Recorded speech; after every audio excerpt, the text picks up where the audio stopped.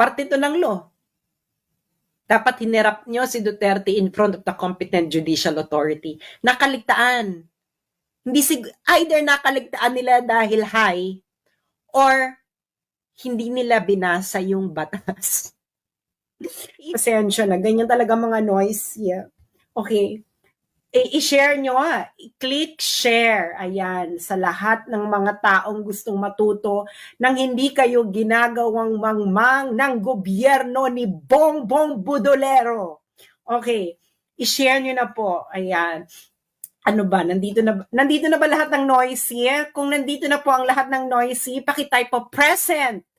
Okay, again, magkakaroon tayo na class attendance. Present na ba lahat ng noisy? Present na ba lahat ng noisy?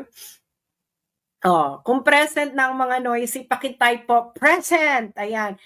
May matutunan naman kayo. Okay? Yung mga nagsasalita dyan, wala sila alam sa international law, lalo na yung kay Daria. Okay. Alam mo, eto lang makikinig kayo sa akin. Okay? Ang procedure sa ICC, it's a criminal procedure. Okay? Tanungin nyo kahit sinong lawyer, judge, sasabihin ko sa inyong ito. Mag-agree sila sa akin.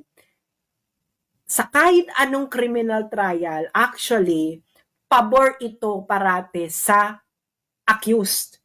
Yung karapatan ng accused talaga, sinisecure talaga yan. Always remember that.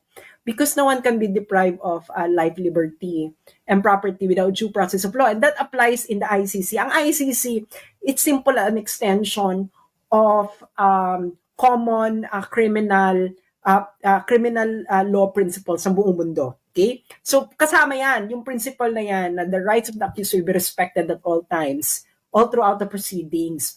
Because ang standard ng criminal law ay anong standard ng criminal law in order for you to be convicted? Proof beyond reasonable doubt.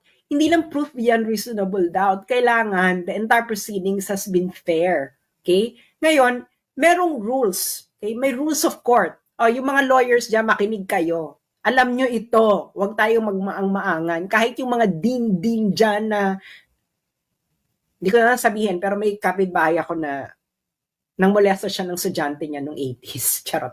Anyway, meron yung rules, di ba may rules of court nga tayo Papaliwanag ko lang kayo sa Pilipinas And this applies to all criminal, in all jurisdictions. Yung procedural fairness, ibig